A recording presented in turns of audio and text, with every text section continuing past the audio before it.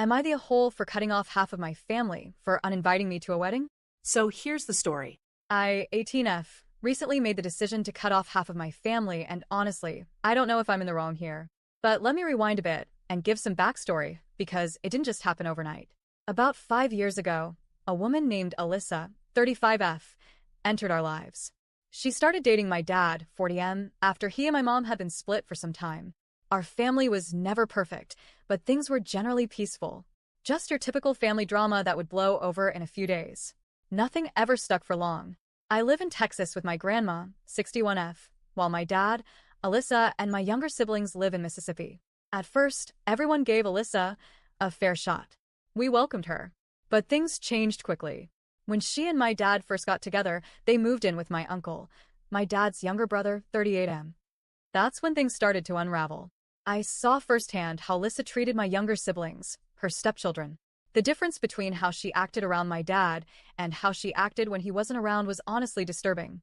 She would scream at the kids, curse at them, make them feel small, all while putting on this perfect, sweet act for my dad.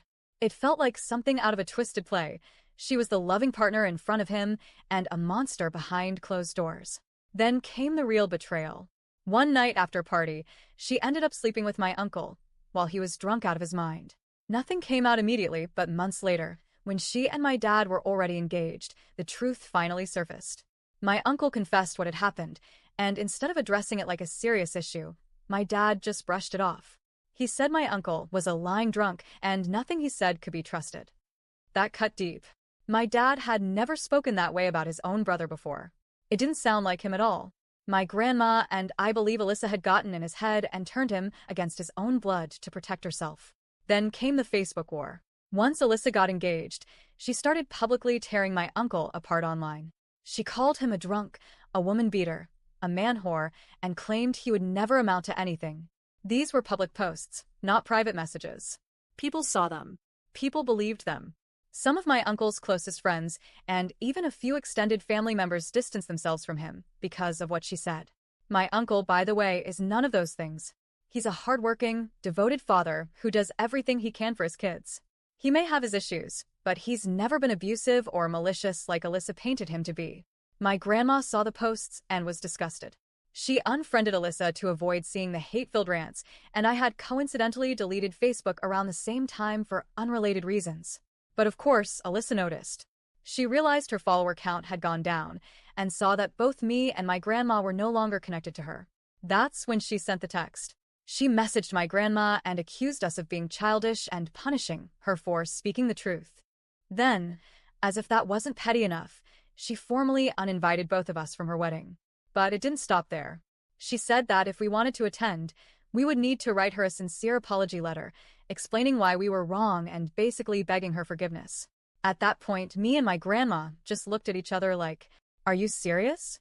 We weren't about to write a groveling letter to a woman who had blown up the family, smeared my uncle's name, and treated her stepchildren like garbage. So we said screw it. We chose to sit the wedding out. That decision had consequences. Because we didn't bow down to her ego, Alyssa decided we no longer deserved to have a relationship with my younger siblings, my 16-year-old brother and 10-year-old sister. She has completely cut us off from them. No phone calls. No visits. Nothing. It hurts. A lot. I miss my siblings every single day.